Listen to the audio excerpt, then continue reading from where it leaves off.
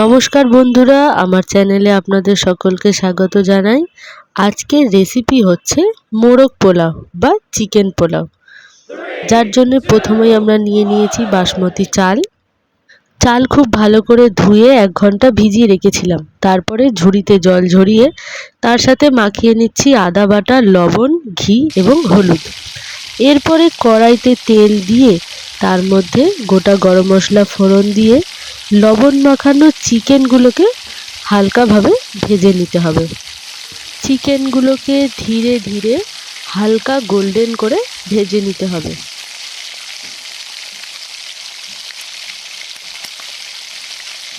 কিছুক্ষণ চিকেন ভাজার পর আমরা দিয়ে দিচ্ছি কুচিয়ে রাখা পেঁয়াজ। দিয়ে আমরা পুনরায় এটাকে আবার ভাজতে থাকবো। পেঁয়াজগুলো যতক্ষণ না পর্যন্ত নরম হচ্ছে, পেঁয়াজটা নরম করার জন্য আমরা কিছুক্ষণ ঢাকনা দিয়ে রাখবো। তারপরে ঢাকনা খুলে আমরা দিয়ে দেবো আদা বাটা। আদা বাটাটা ভালো করে মিশিয়ে নিতে হবে সমস্ত চিকেনের সাথে। এরপরে পালা টমেটম কুচি করে কেটে কড়াইতে দেব। দিয়ে ভালো করে নেড়ে চেড়ে আবার আমরা কিছুক্ষণ ঢেকে রাখবো যাতে টমেটমগুলো গলে যায়।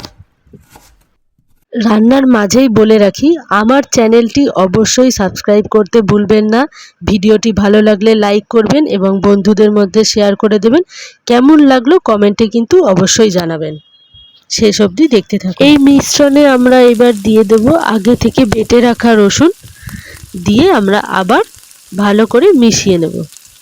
একে একে সমস্ত জিনিসগুলোই আমরা দেব এবং মেশাতে থাকবো এবং অল্প করে ঢাকা দিয়ে দেব যাতে চিকেনটা কষাতে কষাতে সেদ্ধ হয়ে যায়।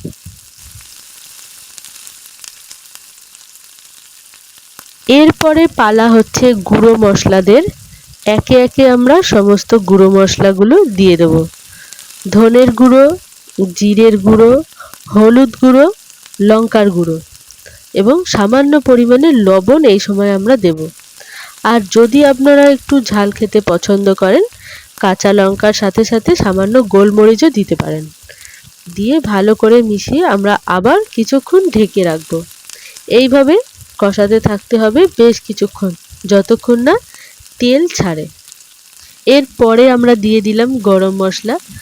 দিয়ে আবার আমরা ভালোভাবে মিশিয়ে কিছুক্ষণ ঢাকা দিয়ে রাখবো। এবার ঢাকা খোলার পরে আমরা যে চালটি ভিজিয়ে এবং হলুদ, ঘি ও আদা বাটা দিয়ে মাখিয়ে রেখেছিলাম, সেই চালটা এবার আমরা এই মাংসের মিশ্রণের মধ্যে কড়াইতে ঢেলে দিলাম। এরপর খুব ভালোভাবে সমস্ত কিছু একসাথে মিশিয়ে নিতে হবে। যদি প্রয়োজন হয় এই সময় সামান্য চিনি দিতে পারেন। এইবার যতটা পরিমাণ চাল নিয়েছিলাম ঠিক তার ডবল পরিমাণে জল দেব। আমি 2 কাপ চাল নিয়েছিলাম বড় কাপের, তাই আমি 4 কাপ জল দিলাম। দিয়ে আঁচটাকে জোরে করে ঢাকা দিয়ে রাখবো 5 মিনিটের জন্য। 5 মিনিট পরে কিন্তু ঢাকনা খুলে আর একবার নাড়াচাড়া করে নিতে হবে। আর আঁচটা অবশ্যই মনে করে কমিয়ে দিতে হবে। একেবারে লো ফ্লেমে রান্নাটি সম্পূর্ণ হবে। এরপরে ঝরঝরে চিকেন পোলাও পরিবেশন করে ফেললাম। আপনারা দেখতেই পাচ্ছেন চিকেনটা কেমন নরম, মানে খুব ভালোভাবে সেদ্ধ হয়েছে। আর বলে রাখা ভালো, এই রান্নাটা আমিও আজকে প্রথমবার করলাম, তাই আপনাদের সাথে শেয়ার করলাম। কেমন লাগলো রেসিপিটা আপনারা ঘরে চেষ্টা করে আমাকে অবশ্যই জানাবেন কমেন্টে। এতক্ষণ ধরে ভিডিওটি দেখার জন্য সকলকে অসংখ্য ধন্যবাদ। ভালো থাকবেন।